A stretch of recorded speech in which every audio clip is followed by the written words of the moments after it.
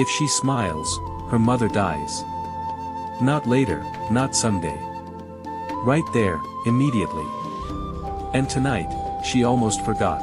If you have ever felt happiness rise in your chest, and forced it back down, then you might understand her.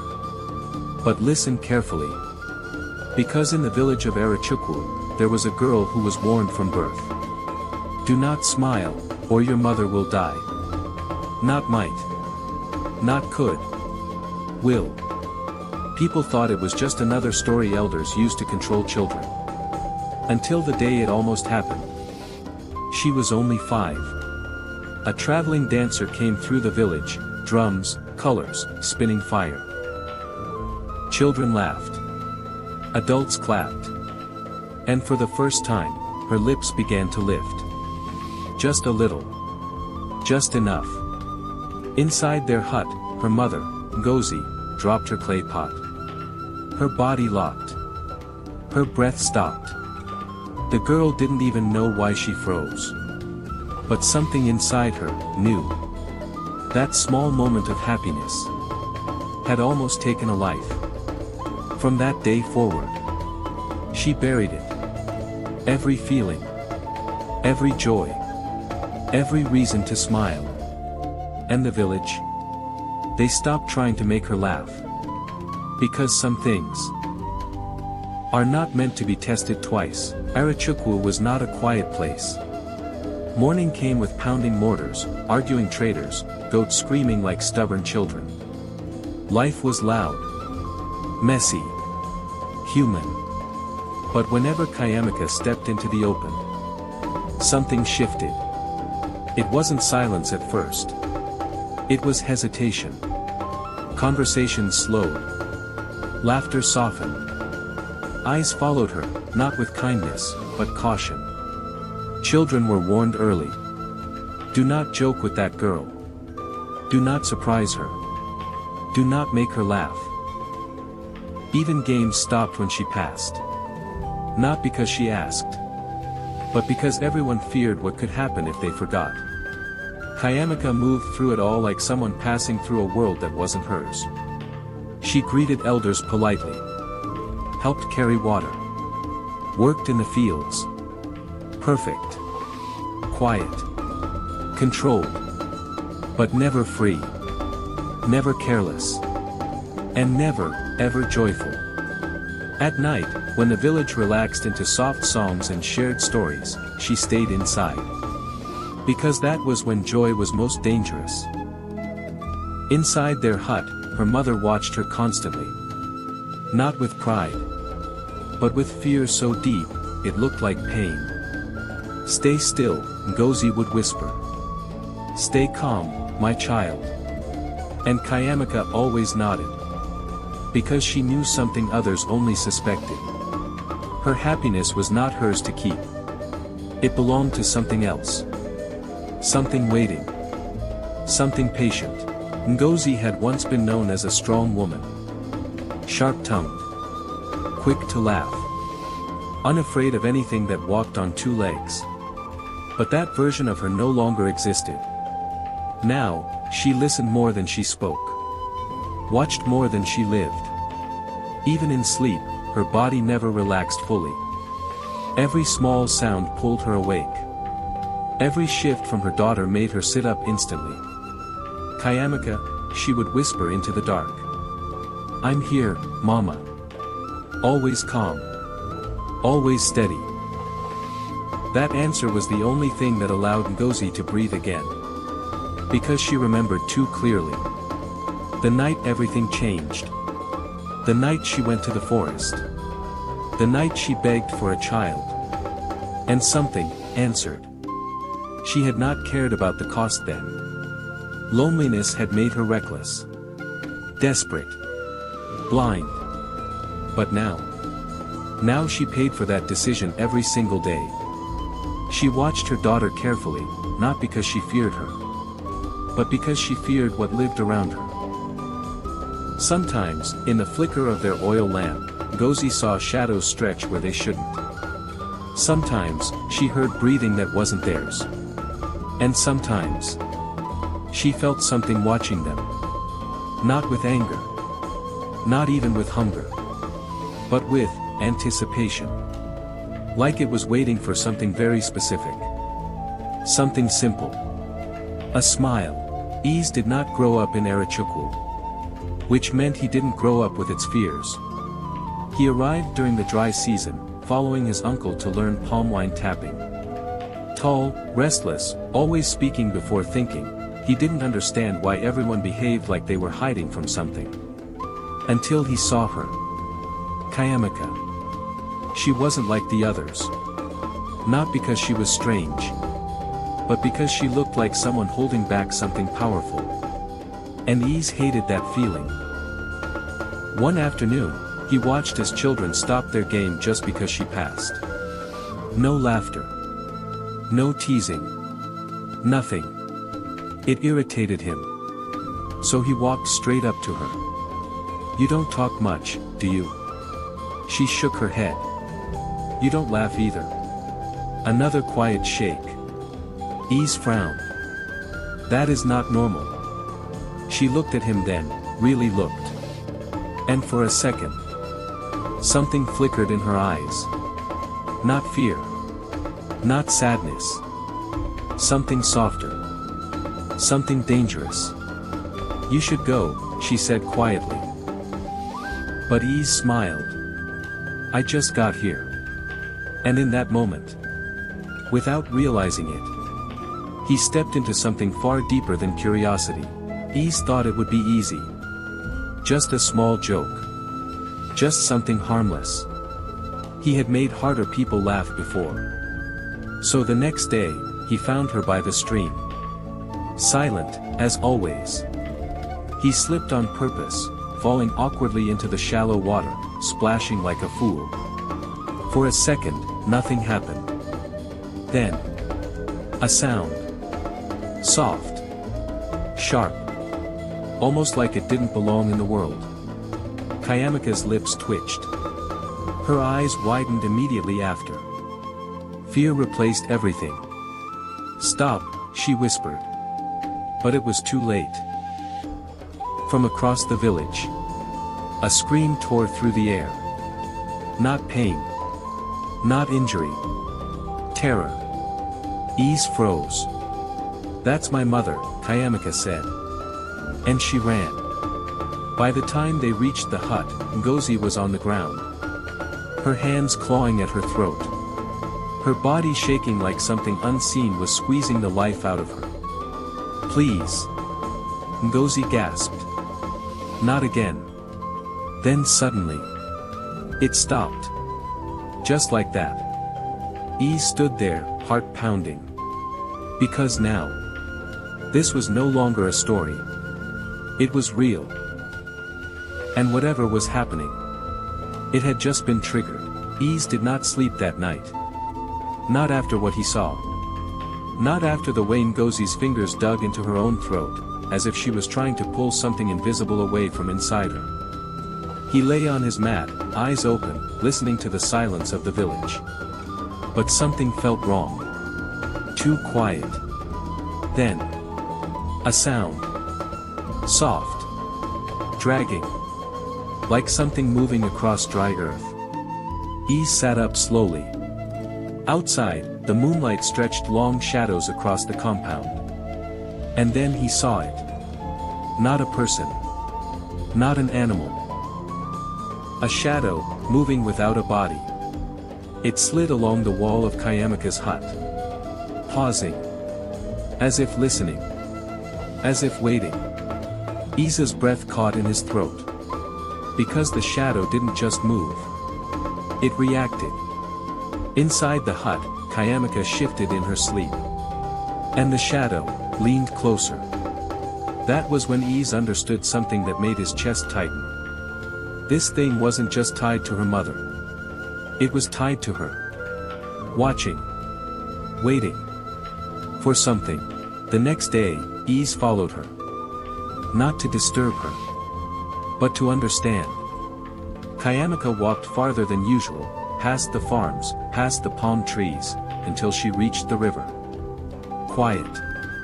Isolated. Safe from people. Or so she thought. She knelt by the water, washing clothes slowly, carefully, like someone afraid of her own thoughts. Ease stepped out. "You shouldn't be alone," he said. She didn't turn. "You shouldn't follow me." "I need to understand," he replied. At that, she stood. Frustration flashed across her face. "You don't understand anything." Her voice cracked. And for the first time, emotion broke through. Real, raw, uncontrollable. Ease stepped closer. "You're not dangerous," he said softly. "You're just afraid." That was when it happened. Her lips trembled. Not from joy, but from something deeper. Relief. Connection. Silence. And suddenly, her foot slipped. She fell backward into the river. The current pulled her instantly. Ease jumped in without thinking. But as he grabbed her, back in the village, Ngozi screamed. Her hands flew to her throat again. Clawing. Desperate. Because somewhere between fear and something dangerously close to happiness, the curse had been touched again. Ease dragged her out of the water, both of them breathing hard, soaked, shaking. For a moment, neither spoke. Only the sound of the river rushing past. Then Chiamaka pulled away. "You should have left me," she said. Ease frowned. "You would have drowned. That would have been easier." That hit harder than anything. Ease stepped closer again, but this time, slower. "Careful. Is that how you live?" he asked quietly. "Choosing pain, every time." She didn't answer.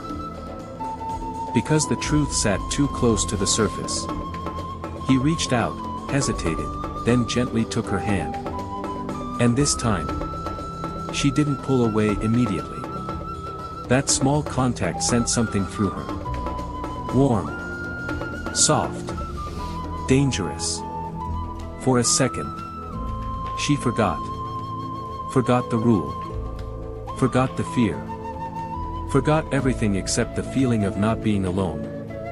And far away, Ngozi dropped to her knees again. Coughing violently. Gasping for air. Chiamaka jerked her hand away instantly. "No," she whispered. "No, no, no." Tears filled her eyes. Not from sadness, but from the realization that even this, even something as simple as being held, was too much. That night, Chiamaka did not sleep. She sat in the corner of the hut, knees to her chest, eyes open. Watching. Listening. Afraid. Because something had changed. She could feel it. The air felt thicker. Heavier. And then, a voice. Soft. Close. Again. Her body went still. It wasn't her mother. It wasn't outside. It was inside the room. Feel it again. The voice was not loud. But it was clear. And it carried something disturbing. Hunger. Chiamaka slowly turned her head. The oil lamp flickered. And for a split second, she saw it. A shape. Not fully there. But enough. Tall. Twisted. Watching her. Her breath caught. "I didn't smile," she whispered. The thing tilted its head. As if amused. "You don't need to." And that was when the truth began to settle in her chest like cold stone. This thing was no longer waiting for a smile. It was feeding on something deeper. Morning came with no peace. Ngozi was weaker now. Her voice thin. Her movements slow. But her eyes? Terrified. "You felt something yesterday," she said suddenly. Not a question. A knowing. Chiamaka looked down. Silence confirmed it. Ngozi's hands began to shake. It's growing, she whispered. I told them this would happen. Ease, who had come quietly to check on them, stepped forward. What do you mean growing? Ngozi looked at him, and for the first time, anger flashed through her fear. You think this is about smiling? She snapped. You think it is that simple? Her voice dropped. It feeds on her emotions. Joy, fear, connection. Anything that makes her feel alive. Isa's stomach tightened. Then stopping her from smiling isn't enough. Ngozi shook her head slowly. No. Her eyes filled with tears. It never was. And in that moment, everything changed. Because now they understood the truth. There was no safe way to live. No careful balance. No control. The more she felt, the stronger it became. And something inside that hut was no longer patient. It was preparing for something final. That night, the wind did not blow. Yet the door of their hut kept creaking open, slowly, deliberately. Silence. Chiamaka sat upright. She had not slept. She knew something was coming. Then, the oil lamp went out. Darkness swallowed everything. Her mother stirred. Chiamaka. Ngozi's voice trembled. Before she could answer, something grabbed her ankle. Hard. Cold. Violent. She screamed as her body was dragged across the floor toward the doorway. Ease, who had been outside, burst in instantly. What is happening? He saw her, sliding across the ground, nails scraping, eyes wide with terror. But there was nothing holding her. Nothing visible. Only the marks. Deep, finger-shaped bruises forming around her leg. Ease lunged forward and grabbed her arms. Hold on. The pulling force increased. Stronger. Angrier. As if something invisible was fighting him. Ngozi began choking again behind them, clawing at her throat, gasping violently. Let her go. Ease shouted into the darkness. The pulling stopped. And then, a whisper filled the room. Soon, morning brought no relief. Only fear. And stubbornness. Ease refused to leave her alone now. So when Chiamaka walked toward the river again, he followed, faster this time. You think hiding will stop it, he said sharply. She turned, anger finally breaking through. What do you want from me? I want you to fight it. I am fighting it, she shouted. Her voice echoed across the water. And suddenly, the river reacted. The calm surface twisted violently. Before either could move, a force surged from beneath. Water rose like a hand and slammed into her. She was dragged under instantly. Ease dove in without hesitation. The current was wrong. Too strong. Too focused. He saw her below, thrashing, being pulled deeper by something unseen. He reached her, grabbing her waist. But something pulled back. Harder. Like a tug of war beneath the water. Above the surface. Miles away. Ngozi collapsed in the compound. Her fingers digging deep into her throat, nails drawing blood. Back in the river. Ease roared and kicked forward with everything he had.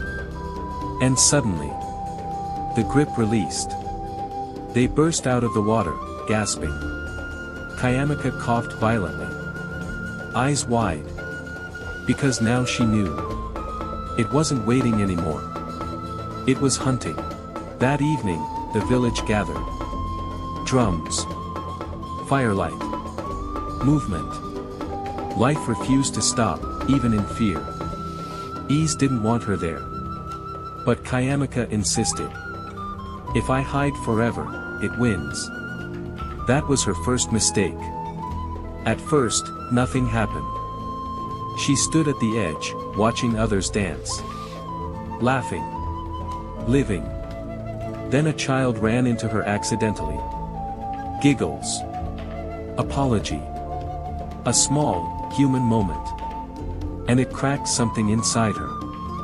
Her lips moved. Not a smile. But close enough. Across the crowd. Ngozi dropped instantly. Her body convulsing. People screamed. The drums stopped mid-beat. And then, the fire exploded upward. Flames twisting unnaturally high. Shadows stretched across the ground. But one shadow didn't match any body. It stood upright. Alone. Watching her. People began running. Chaos everywhere. And in the middle of it, Chiamaka stood frozen. Because for the first time, everyone could see it. The shadow stepped forward. Not fully solid. But no longer hiding. Tall. Distorted. Its form shifting like smoke trying to become flesh. Gasps filled the air.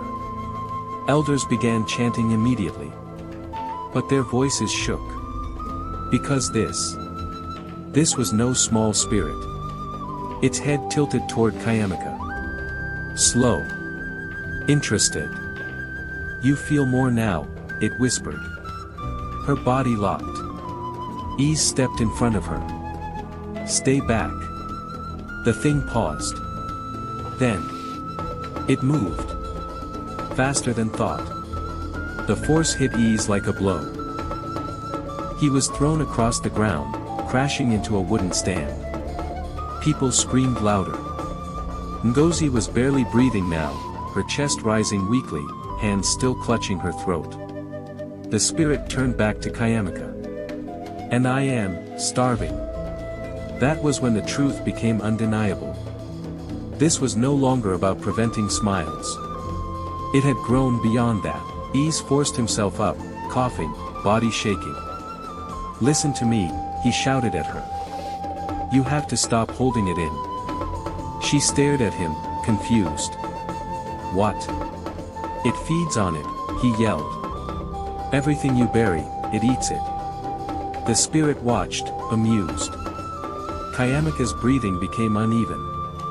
Years of suppressed emotion pressed against her chest at once. Fear. Pain. Loneliness. Love.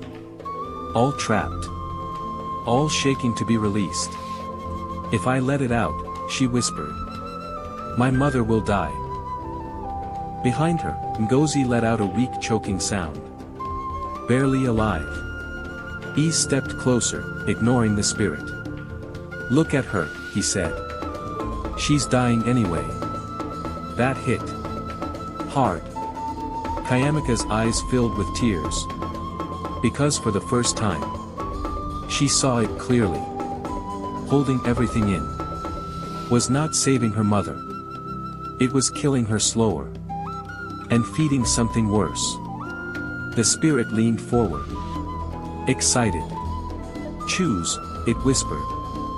And just like that, the moment came. Irreversible. Unavoidable. Dangerous. What she would do next would decide everything. Everyone thought they knew what she would do. Choose her mother. Suppress everything. Continue the suffering. But Chiamaka did something no one, not even the spirit, expected. She stopped shaking. Her breathing slowed. And then, she laughed. Not a small laugh. Not a hesitant one. A full, broken, uncontrollable laugh. It echoed across the village like something that had been trapped for years. People froze. Isa's eyes widened. Chiamaka, stop. But she didn't. She stepped forward, laughing harder, tears streaming down her face. I'm tired, she said between breaths. I am so tired of dying without dying. Behind her, Ngozi's body lifted slightly off the ground. Her throat tightening violently.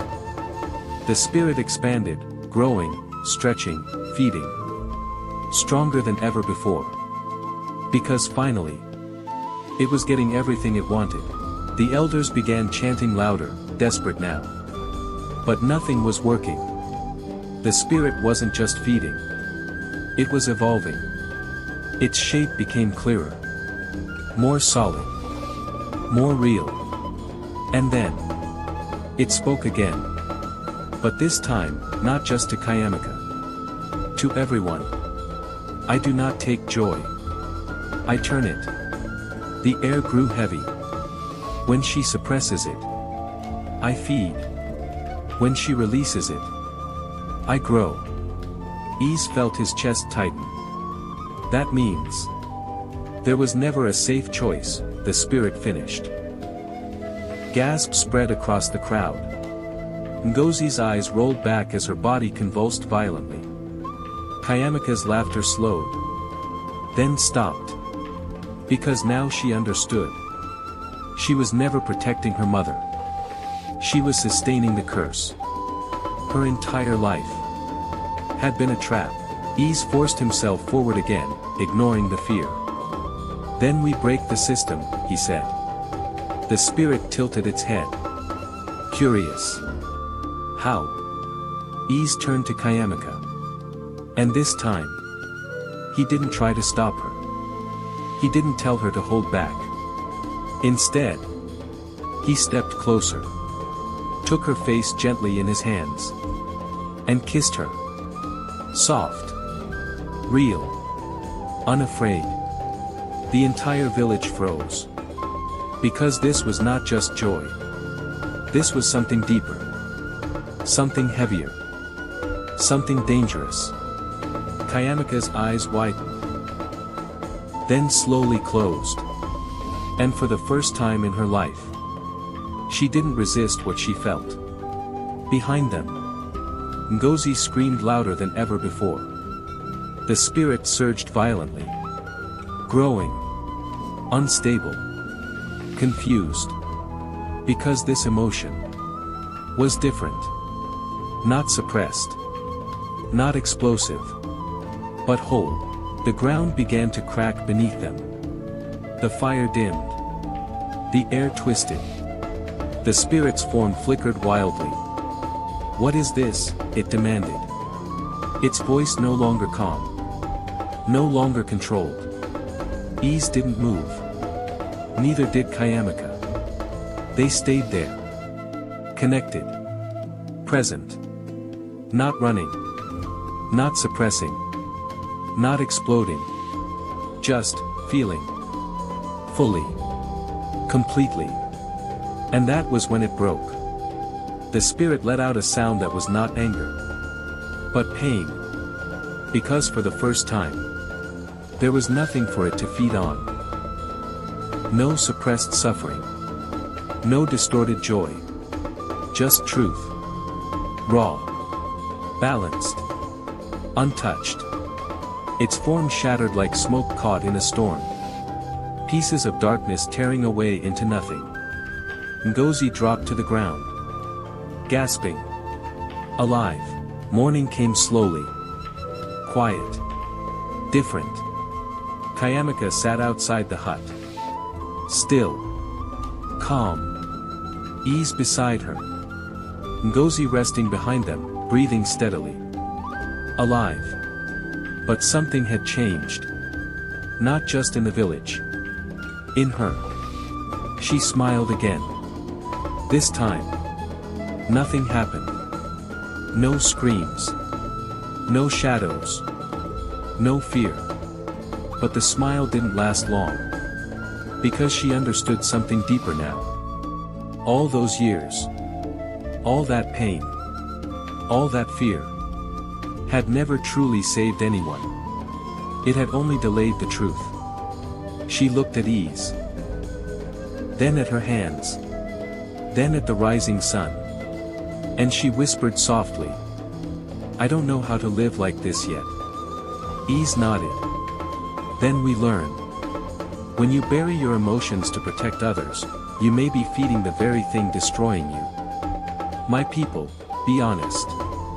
If you discovered that everything you sacrificed for love was actually causing the suffering, would you still make the same choices?